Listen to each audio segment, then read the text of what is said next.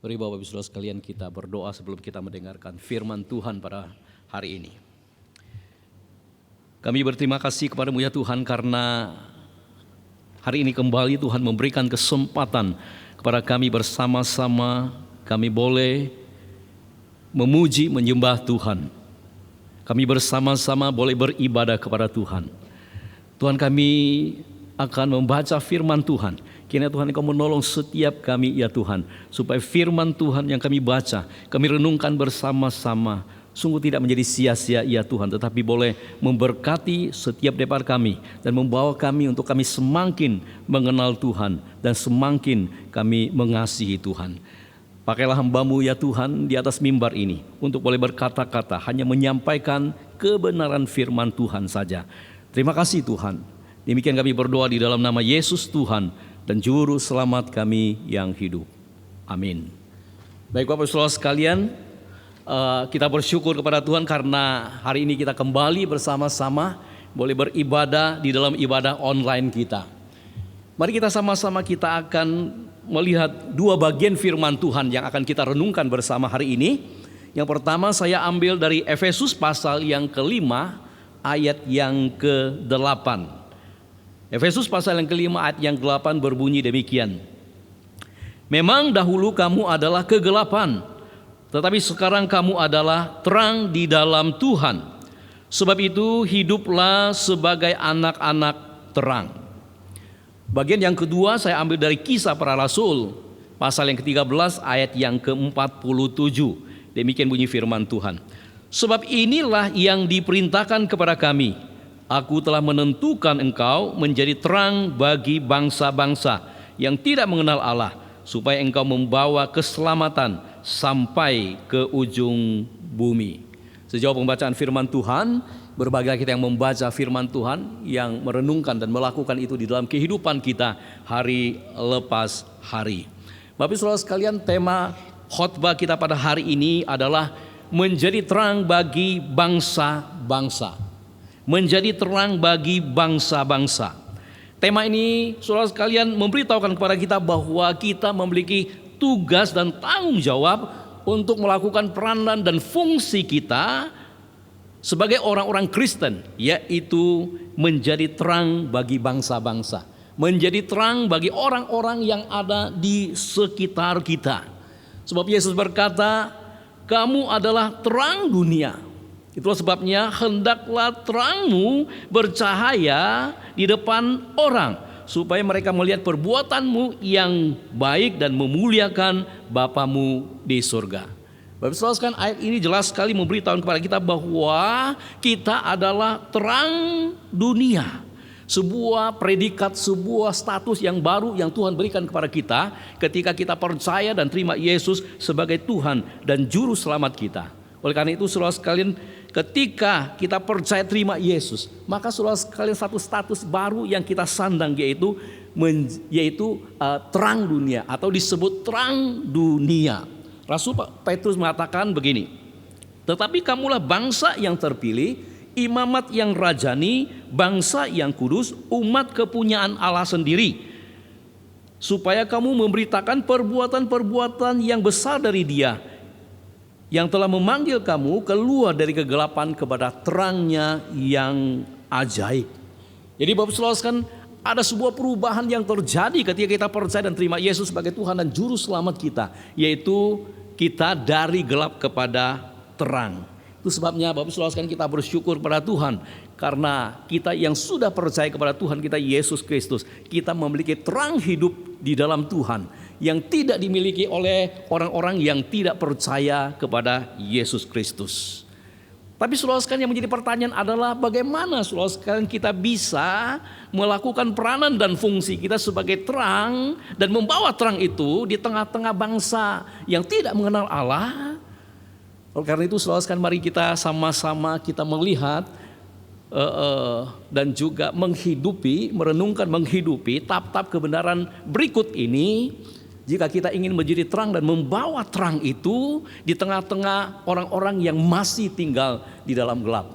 Apa saja Bapak Saudara sekalian tahap-tahap kebenaran itu? Yang pertama saudara sekalian adalah jika kita ingin menjadi terang bagi orang-orang yang belum mengenal Kristus. Pertama, saudara sekalian, kita harus memiliki terang itu sendiri. Rasul Paulus, saudara sekalian, berkata, memang dahulu kamu adalah kegelapan, tetapi sekarang kamu adalah terang di dalam Tuhan. Bapak saudara sekalian, ayat 8a ini memberitahu kepada kita dengan sangat jelas bahwa sebelum kita percaya kepada Tuhan kita Yesus Kristus, saudara sekalian, kita adalah kegelapan. Tapi ketika kita percaya dan terima Yesus sebagai Tuhan dan Juru Selamat kita, maka kita adalah terang. Dengan kata lain, saudara sekalian, bahwa kita memiliki terang Tuhan di dalam diri kita pada waktu kita percaya dan terima Yesus sebagai Tuhan dan Juru Selamat kita. Satu hari, saudara sekalian, ada seorang ahli kuamia yang mempunyai ilmu hitam. Dia bersaksi bahwa sebelum dia percaya dan terima Yesus sebagai Tuhan dan Juru Selamatnya secara pribadi, dia pernah hendak membunuh seorang pendeta. Lalu kemudian, saudara sekalian, dalam kesaksiannya dia berkata bahwa pendeta itu kemudian datang ke rumahnya untuk menginjili dia. Dan kemudian, saudara sekalian, karena dia sibuk dan kemudian dia tidak sempat, lalu kemudian dia menyuruh pendetanya beberapa hari untuk kembali ke rumahnya. Tapi dengan maksud bahwa tidak sampai pendeta itu kembali ke rumahnya, maka saudara sekalian, ahli kuamia ini yang punya ilmu gelap ini akan membunuh pendeta itu. Dia mengatakan bahwa tidak sampai besok saya akan membuat dia mati terlebih dahulu. Terus kemudian pada malam harinya, saudara sekalian, pada jam 12 malam, saudara sekalian, dia kemudian mulai membaca mantranya. Seperti biasa, saudara, kalau dia mau menangkap roh seseorang, dia hanya memakai 50-60% dari ilmunya, dan untuk menangkap roh seorang itu begitu mudahnya. Tapi hari itu, saudara sekalian, ketika dia mengeluarkan ilmunya dan menangkap roh pendeta itu, saudara sekalian, ilmunya itu balik kepada dia. Kedua kali juga hal yang sama. Saudara sekalian, dia kemudian merasa aneh sekali. Kenapa itu pendeta kok nggak mempan dengan ilmunya? Lalu kemudian, saudara sekalian, dalam kesaksian ini kemudian dia mengatakan bahwa dia mulai membaca mantra penglihatan. Pada waktu dia membaca mantra penglihatan itu, kemudian apa yang dia lihat? Dia lihat ternyata, saudara sekalian, pendeta itu sedang tidur dengan begitu lelapnya. Tetapi, saudara sekalian, ada sebuah cahaya terang yang luar biasa, terang benderang itu melingkupi pendeta itu. Dia merasa heran, ini pendeta punya ilmu apa hebat sekali. Lalu kemudian, saudara sekalian, terakhir dia menggunakan seluruh kekuatan ilmunya untuk menangkap roh pendeta itu. Lagi-lagi, saudara sekalian, kemudian ilmunya itu balik kepada dia. Dia mengatakan, saudara sekalian, kalau hari itu dia tidak menahan dadanya, kemudian dia muntah darah, dia pasti mati pada waktu itu, pada malam hari itu. Saudara sekalian, dia begitu penasaran dengan pendeta ini. Lalu saudara sekalian, dia tidak sabar menunggu pendeta itu datang ke rumahnya. Karena kenapa? Karena memang pendetanya sudah berjanji akan ke rumahnya itu. Saudara sekalian, dia ingin tahu ini pendeta punya ilmu apa terang benderang itu. Karena saudara sekalian, dia kalah dengan pendeta itu gitu ya. Akhirnya kemudian pendeta datang ke rumahnya itu, kemudian pendeta mulai cerita, mulai menyampaikan berita Injil panjang lebar kepada dia, dan kemudian mengajak dia untuk percaya dan terima Yesus sebagai Tuhan dan Juru Selamatnya. Dan terakhir, pendeta itu kemudian tumpang tangan dan berdoa mengusir roh-roh jahat yang ada di dalam orang itu. Lalu kemudian, saudara sekalian, itu orang nggak tahan, lalu kemudian dia ingin memberontak, tetapi dia tidak bisa karena kuasa daripada pendeta itu lebih besar daripada roh-roh yang ada di dalam diri orang itu. Singkat cerita, saudara sekalian, dia kemudian percaya dan terima Yesus sebagai Tuhan dan Juru Selamatnya. Dan dia ingin mengenal Kristen lebih dalam lagi. Bapak saudara sekalian, ini adalah sebuah kesaksian tentang seorang ahli kuamia yang punya ilmu gelap, yang kemudian bertobat percaya kepada Tuhan Yesus, bertemu dengan Tuhan Yesus karena mengalami kuasa Tuhan di dalam hidupnya. Bapak saudara sekalian, melalui kesaksian ini saya ingin menyampaikan sebuah kebenaran bahwa setiap orang atau setiap kita yang sungguh-sungguh percaya menerima Yesus sebagai Tuhan dan Juru Selamat kita, maka saudara sekalian, kita memiliki terang hidup di dalam diri kita. Yesus pernah mengatakan begini, "Akulah terang dunia, barang siapa mengikut aku, ia tidak akan berjalan dalam kegelapan, melainkan ia mempunyai terang hidup. Melainkan ia mempunyai terang hidup. Saudara sekalian, Yesus mengatakan bahwa kita yang percaya kepada itu mempunyai terang hidup. Apa artinya, saudara sekalian? Artinya adalah bahwa hanya orang Kristen yang sejati, hanya orang Kristen yang sungguh-sungguh percaya kepada Yesus, hanya orang Kristen yang betul-betul lahir baru adalah orang yang memiliki terang hidup di dalam Kristus Yesus. Sebaliknya, saudara sekalian, orang yang tidak percaya, orang Kristen yang palsu, orang Kristen, saudara sekalian, yang tidak punya Kristus, orang Kristen, saudara sekalian, yang hanya sebatas di KTP, maka saudara sekalian, mereka tidak punya terang hidup itu. Dan jika saudara sekalian dia tidak punya terang, kita tidak punya terang hidup itu, maka itu berarti kita bukanlah terang itu. Dan saudara sekalian, jika kita bukan terang itu, maka saudara sekalian tidak mungkin kita menjadi terang dan membawa terang itu kepada mereka yang masih gelap. Itulah sebabnya saudara sekalian, kita harus memiliki terang itu, barulah kita bisa menjadi terang dan membawa terang itu kepada mereka yang masih tinggal dalam gelap.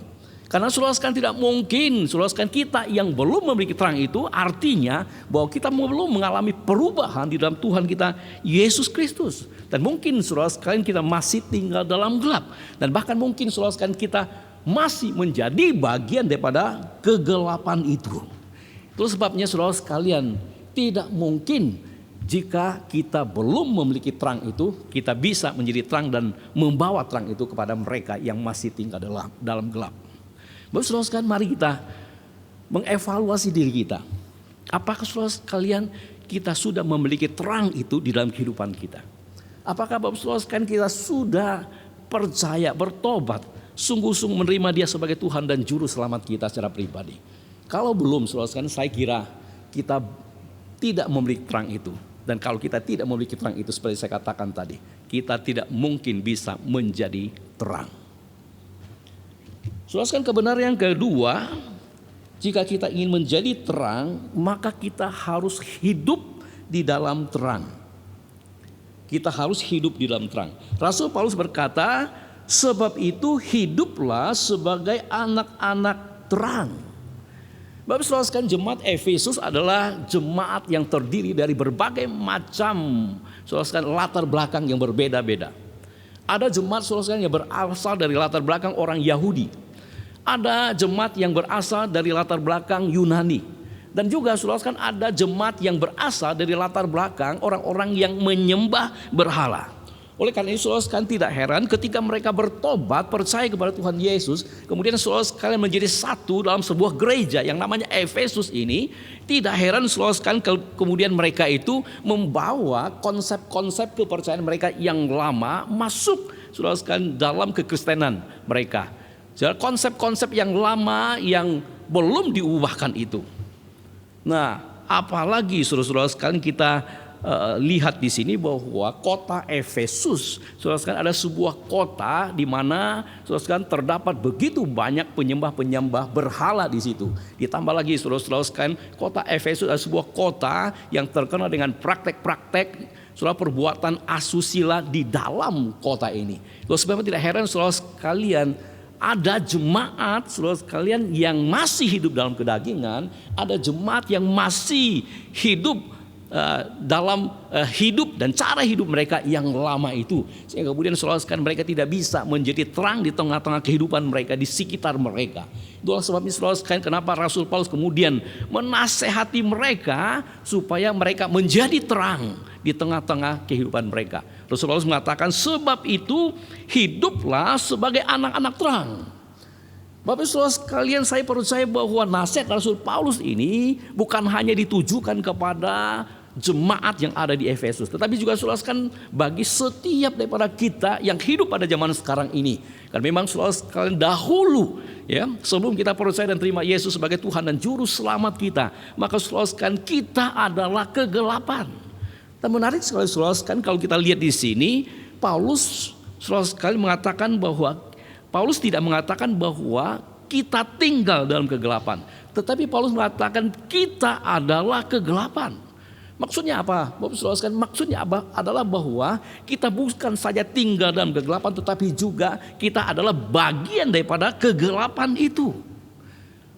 Tetapi kita bersyukur saudara sekalian, pada waktu kita bertobat, kita percaya dan terima Yesus sebagai Tuhan dan Juru Selamat kita, maka kita mengalami perubahan yang baru dalam Kristus, dalam Tuhan kita Yesus Kristus, dari gelap kepada terang.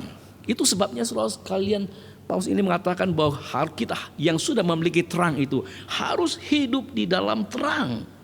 Kita bukan lagi bagian daripada kegelapan itu, karena kita sudah keluar dari kegelapan itu, saudara sekalian. Itu sebabnya Paulus dengan sangat jelas, sebagai anak-anak Tuhan kita harus hidup di dalam terang. Saudara sekalian, yang jadi pertanyaan adalah apa artinya hidup dalam terang? Hidup dalam terang, saudara sekalian, bukan saja saudara sekalian kita tidak lagi menyembah berhala. Hidup dalam terang, saudara sekalian, kita bukan lagi saudara sekalian pergi ke dukun. Hidup dalam terang, saudara sekalian, bukan saja saudara sekalian kita tidak boleh tinggal dalam dosa-dosa percabulan, dosa-dosa kemaksiatan. Bukan hanya itu, tetapi saudara sekalian, kita hidup dalam terang artinya kita hidup transparan, hidup suci, hidup bersih, hidup nyata bagi semua orang-orang yang ada di sekitar kita. Karena memang itulah arti daripada terang yang sesungguhnya. Dan itu saudara sekalian, tidak cukup kalau kita hanya memiliki terang, tetapi juga saudara sekalian kita harus hidup di dalam terang. Kalau kita ingin saudara sekalian menjadi terang dan membawa terang itu kepada mereka yang masih tinggal di dalam kegelapan. Bapak saudara sekalian, saya masih ingat ketika saya awal-awal baru percaya kepada Tuhan Yesus, saya masih ikut-ikutan judi pada waktu itu. Nah, saya masih ingat saudara sekalian bahwa waktu itu tahun baru Imlek itu, hari pertama, seperti biasa saudara sekalian, di tempat saya ada begitu banyak orang yang berjudi, tapi saya juga ikut-ikutan. Ketika saya saudara sekalian mengingat hal itu, saya merasa geli dan juga malu sendiri. Karena kenapa? Karena apa yang saya lakukan sungguh-sungguh itu tidak memuliakan nama Tuhan. Waktu itu saya masih ingat, waktu sedang berjudi itu saya mengatakan kepada teman-teman saya, sebentar lagi saya mau ke gereja ya, karena waktunya sudah sampai. Kita main satu kali lagi ya.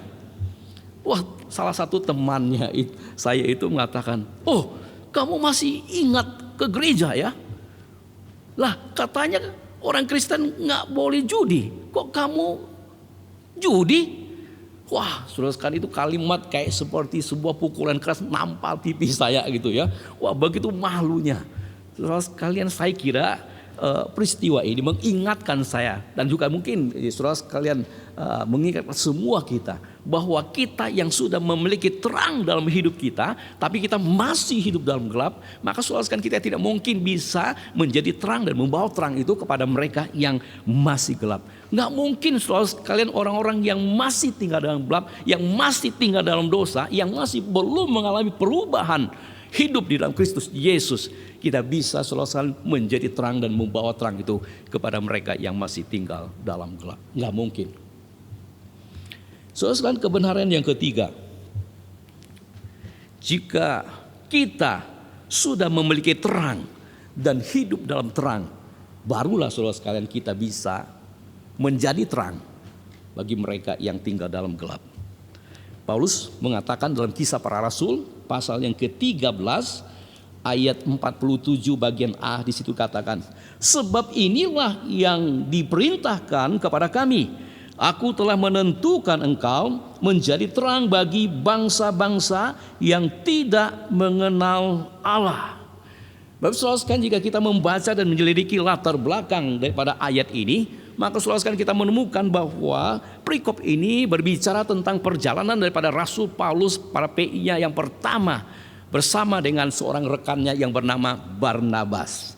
Alkitab mengatakan saudara sekalian, setelah Paulus dan Barnabas saudara sekalian memberitakan Injil di pulau Siprus, lalu kemudian saudara sekalian mereka bertolak ke kota Antiokhia. Nah, saudara sekalian, di kota Antiokhia inilah kemudian saudara sekalian mereka masuk ke rumah ibadat orang Yahudi. Dan pada waktu mereka masuk ke dalam rumah ibadat orang Yahudi itu, kemudian saudara sekalian Paulus mendapatkan kesempatan untuk memberikan kesaksian. Lalu kemudian saudara sekalian Paulus memberikan kesaksian kepada mereka tentang Yesus, saudara sekalian, yang disalibkan oleh pemimpin mereka. Dan saudara sekalian dalam perikop itu kalau kita baca, maka kita akan menemukan saudara sekalian bahwa Paulus kemudian berbicara panjang lebar tentang sejarah bangsa Israel. Dari kitab Keluaran sampai kepada saudara sekalian Yesus Kristus lahir ke dalam dunia ini dan sampai dia disalibkan di atas kayu salib. Lalu kemudian saudara sekalian dalam perikop itu kemudian diceritakan bahwa Paulus kemudian berpaling kepada bangsa yang lainnya, ya, karena ini adalah sebuah perintah yang diperintahkan kepada Paulus. Lalu kemudian saudara sekalian kita bisa melihat di ayat yang kita baca tadi, itu firman Tuhan jelas mengatakan bahwa aku telah menentukan engkau menjadi terang bagi bangsa-bangsa yang tidak mengenal Allah, supaya engkau membawa keselamatan sampai ke ujung bumi. Nah, Bapak saudara sekalian, Rasul Paulus ini mengutip ayat ini dari Yesaya pasal 49 ayat yang ke-6. Yang dalam konteks perikop itu saudara sekalian berbicara tentang perintah Tuhan kepada hambanya yang bernama Yesaya untuk menjadi terang bagi bangsa-bangsa.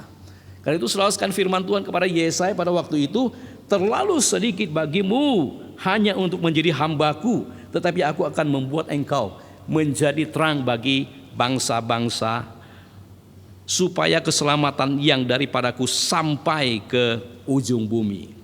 Nah, Bapak saudara sekalian, menarik sekali dalam ayat ini saudara sekalian, baik itu Rasul Paulus maupun Yesaya mengidentifikasikan dirinya sebagai hamba Tuhan. Saudara sekalian, siapakah hamba Tuhan itu? Bagi saya saudara sekalian, hamba Tuhan itu ada dua pengertian.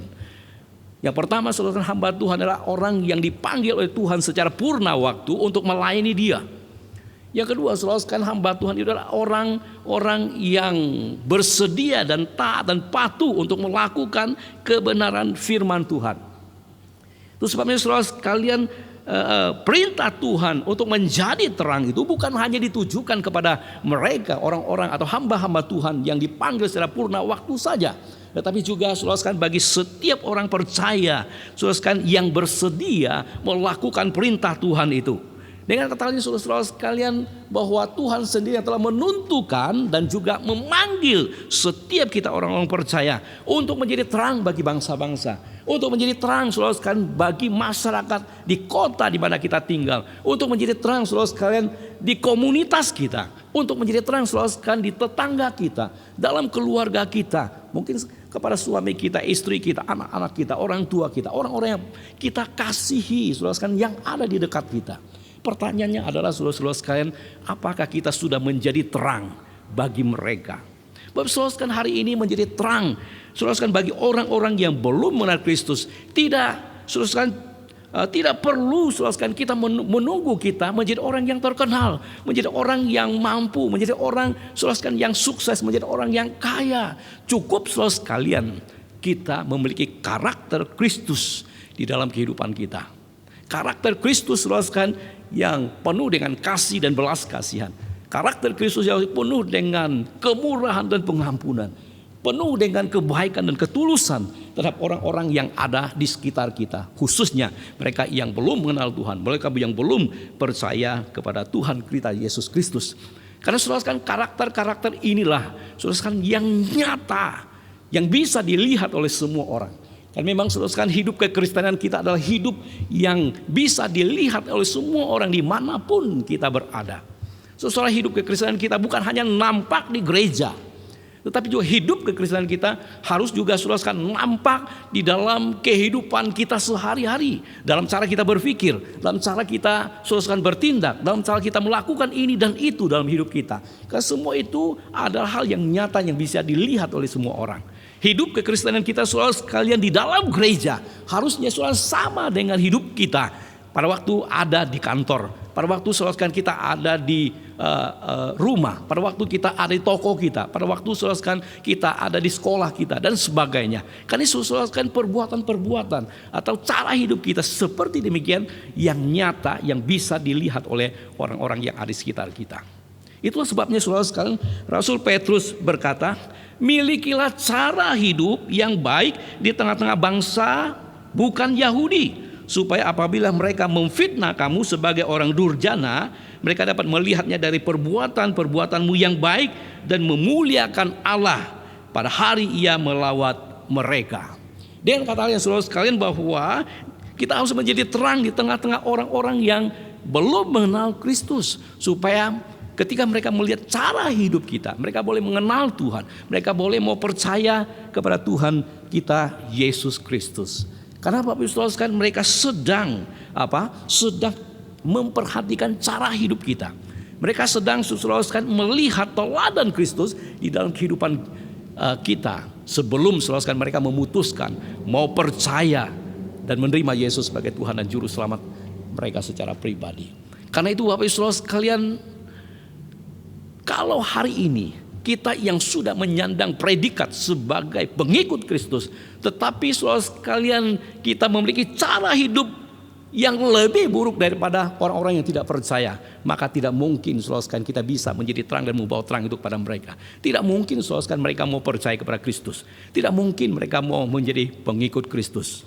Mereka akan berkata saudara sekalian, wah sama saja. Orang Kristen dengan kita sama saja. Tidak ada bedanya. Mereka juga suka mabuk-mabukan, mereka juga suka judi, mereka juga suka pergi ke tempat-tempat yang maksiat, mereka juga korupsi, mereka juga manipulasi, mereka juga suka marah-marah, suka gosip-gosip, mereka juga suka melakukan kejahatan dan sebagainya. Saya kira saudara sekalian, kita akan menjadi batu sandungan dan tidak akan menjadi berkat bagi mereka. Saya masih ingat Bapak Saudara sekalian, pada waktu saya baru keluar dari seminari ya, saya melayani di sebuah gereja yang kecil. Ada seorang pengurus gereja itu kemudian meminta saya untuk memberitakan Injil kepada seorang pemuda yang notabene adalah karyawan di tokonya itu. Saya pun kemudian menyanggupi permintaannya itu, lalu kemudian satu hari saya datangi pemuda itu, kemudian saya menyampaikan berita Injil kepada pemuda itu. Dan pemuda itu saudara sekalian dengan antusias mendengarkan apa yang saya sampaikan itu. Dan kemudian saudara sekalian pada waktu saya mengajak dia untuk menerima Yesus sebagai Tuhan dan Juru Selamatnya, dia juga mau dan ikut mau menerima Yesus sebagai Tuhan dan Juru Selamatnya. Lalu kemudian terakhir saya bilang sama dia, nanti minggu kita ke gereja ya. Saudara sekalian langsung dia tolak saya mentah-mentah. Dia mengatakan, oh kalau ke gereja enggak, saya enggak mau ke gereja. So dia tahu bahwa bosnya itu adalah salah satu pengurus daripada gereja kami gitu ya. Terus kemudian dia mengatakan, saya tanya sama dia, kenapa kamu enggak mau ke gereja? Dia menjawab begini, saya sama sekali tidak mau bertemu dengan dia. Maksudmu bosmu? Kenapa? Saya bilang, Bapak tidak tahu, di toko saban hari dia marahin karyawannya dengan kata-kata kotor, dengan kata-kata yang menjijikkan. Dia begitu kejam, dia begitu tidak punya hati nurani. Saya gak mau bertemu dengan dia. Bapak Ibu Saudara sekalian, ternyata bahwa bosnya itu yang notabene adalah pengurus gereja kami tidak mampu untuk menjadi terang di tengah-tengah karyawan dia itu. Bapak Saudara sekalian, saya kira kesaksian ini adalah sebuah peringatan bagi saudara dan saya yang harusnya memiliki peranan dan fungsi untuk menjadi terang ya di tengah-tengah orang yang tidak percaya, sehingga kita tidak mampu untuk melakukannya. Harusnya saudara sekalian kita memiliki cara hidup yang baik di tengah-tengah orang-orang yang tidak percaya, supaya saudara sekalian mereka satu hari ketika kita memberitakan Injil kepada mereka, mereka mau percaya dan terima Yesus sebagai Tuhan dan Juru Selamat mereka. Saudara sekalian, saya percaya bagi kita penggemar olahraga bulu tangkis, kita pasti mengenal seorang namanya Christian Hadinata. Saudara sekalian, Christian Hadinata ini kita tahu bahwa ini seorang yang sangat mengagumkan. Sudah mengharumkan nama Indonesia di seantero dunia. Nah begitu banyak saudara penghargaan-penghargaan yang dia sudah terima. Dan juga saudara sekalian apa yang dilakukan begitu mengagumkan dunia. Pernah saudara sekalian dalam satu turnamen ya yang dia ikuti, dia pernah melakukan sebuah kesalahan. Dan waktu itu saudara sekalian tidak ada seorang pun yang melihat kesalahan yang dilakukan. Baik itu jurinya maupun saudara sekalian lawan mainnya, ataupun para penonton, ataupun kamerawan pada waktu itu. Tapi saudara sekalian pada waktu itu dia tiba-tiba kemudian menghentikan permainan, lalu kemudian melaporkannya kepada juri. Saudara sekalian sontak juri itu begitu mengagumi dan lawannya begitu mengagumi kejujuran daripada Christian Hadinata ini. Setelah selesai saudara pertandingan itu, kemudian salah satu lawannya kemudian memberikan salam kemenangan kepada Christian ini. Dan dia mengatakan, ya kami sebetulnya tidak kalah permainan ini, tetapi kami kalah dengan kebesaran jiwamu. Saudara sekalian kemudian Christian Hadinata pada waktu ingin keluar lapangan. Ada seorang kemudian buru-buru menghampiri dia, kemudian mengatakan dan menegur dia, keterus terangan dia itu. Ya, tapi kemudian saudara sekalian Christian Hadinata menjawabnya demikian. Nama saya Christian. Saya orang Kristen. Saya tidak mau menumpulkan hati nuraniku dengan kesalahan sekecil apapun. Bapak saudara sekalian, saya kira saudara sekalian kesaksian ini sesuatu yang sangat mengagumkan, bukan? So ada berapa banyak orang Kristen yang berani berbuat seperti demikian. Saudara sekalian, tidak banyak orang Kristen yang berani berbuat seperti demikian. Ada banyak orang Kristen saudara sekalian hari ini namanya Matius, namanya Markus, namanya Lukas, namanya Yohanes, namanya Petrus, namanya Andres, dan banyak nama tokoh-tokoh Alkitab yang lain, tapi tidak mampu saudara sekalian menjadi terang di tengah-tengah kehidupan mereka. Itu sebabnya saudara sekalian Yesus mengatakan, hendaklah terangmu bercahaya di depan orang, supaya mereka melihat perbuatanmu yang baik dan memuliakan Bapamu di sorga. Lalu saudara sekalian, kebenaran yang keempat, yang terakhir. Tidak cukup saudara sekalian kita hanya memiliki terang, hidup dalam terang dan menjadi terang. Tetapi juga saudara sekalian kita harus membawa terang itu kepada mereka yang masih dalam gelap. Saudara sekalian, membawa terang kepada mereka yang masih dalam gelap itu adalah merupakan sebuah tindakan aktif dari diri kita kepada mereka yang masih tinggal dalam gelap. Kisah Para Rasul pasal yang ke-13 ayat 47 di bagian B itu dikatakan supaya engkau membawa keselamatan sampai ke ujung bumi. Bapak saudara sekalian, jelas sekali bahwa kalimat ini memberitahu kepada kita bahwa Tuhan memerintahkan pada Rasul Paulus saudara sekalian untuk membawa terang ini secara aktif kepada mereka yang masih tinggal di dalam gelap. Oleh sebab itu saudara sekalian tidak heran kalau kita menemukan saudara sekalian dalam bagian ini bahwa Rasul Paulus bersama dengan rekannya Barnabas saudara sekalian memberitakan Injil saudara sekalian dari Siprus sampai ke Antioquia ini, ya. Dan kemudian saudara kita tahu bahwa Alkitab mencatat bahwa ketika dia sampai di rumah ibadat orang Yahudi itu, lalu kemudian Paulus menyampaikan kesaksian, Paulus memberitakan Injil di sana. Tapi kemudian saudara ada di antara mereka saudara orang-orang Yahudi yang kemudian menjadi iri hati, kemudian saudara menghujat, lalu kemudian membantah apa yang disampaikan oleh Rasul Paulus. Bahkan saudara sekalian ada sebagian orang Yahudi yang lainnya kemudian saudara sekalian menghasut orang-orang Yahudi yang lain, sehingga saudara sekalian mereka menolak Rasul Paulus. Oleh karena itu tidak heran kalau kita baca di bagian ini kemudian Rasul Paulus berpaling kepada bangsa yang lain. Dan ketika saudara bangsa yang lain yang tidak mengenal Allah saudara mendengarkan firman Tuhan, kita mengatakan saudara sekalian mereka bersukacita, mereka menerima firman itu dan kemudian menjadi orang-orang percaya. Nah soal menarik sekali, seringkali Rasul Paulus ini tidak heran disebut sebagai rasulnya orang-orang non-Yahudi. Bapak saudara sekalian, menurut pemahaman saya membawa terang dan memberitakan Injil kepada mereka yang masih hidup dalam gelap, saudara sekalian bukan saja ditujukan kepada hamba-hamba Tuhan yang dipanggil secara purna waktu, tetapi juga saudara bagi setiap orang-orang percaya yang sudah menyandang predikat sebagai orang percaya, sebagai anak Tuhan, sebagai anak terang untuk memberitakan Injil ini.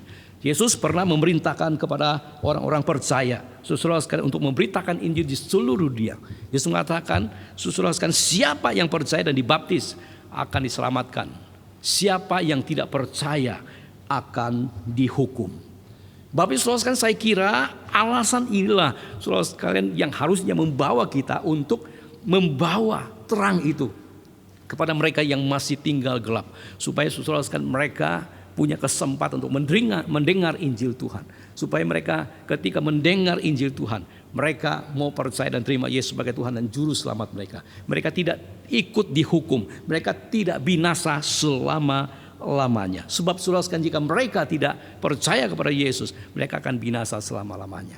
Jadi saudara sekalian, mari kita mulai dengan orang-orang yang ada di dekat kita.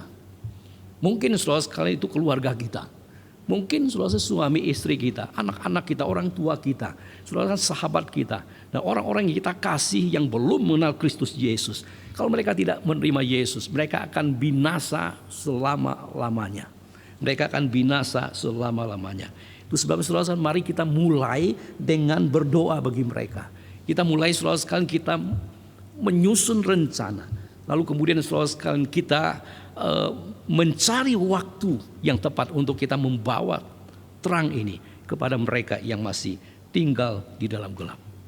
Bapak Saudara sekalian, hari ini jika demi uang, demi popularitas, demi harta benda, demi saudara sekalian posisi jabatan, demi saudara sekalian prestasi dan prestise, kita berani saudara sekalian mengorbankan segala-galanya untuk mendapatkan dan meraihnya. Tetapi saudara sekalian, kenapa demi keselamatan orang yang kita kasihi, demi surga, demi supaya orang yang kita kasihi tidak binasa, kita tidak mau berkorban, kita tidak rela saudara membayar harga untuk itu. So, bukankah saudara sekalian kita tega saudara sekalian dan melihat mereka sedang menuju kepada kebinasaan? Saya kira bukankah ini sebuah ironi yang sangat memilukan hati.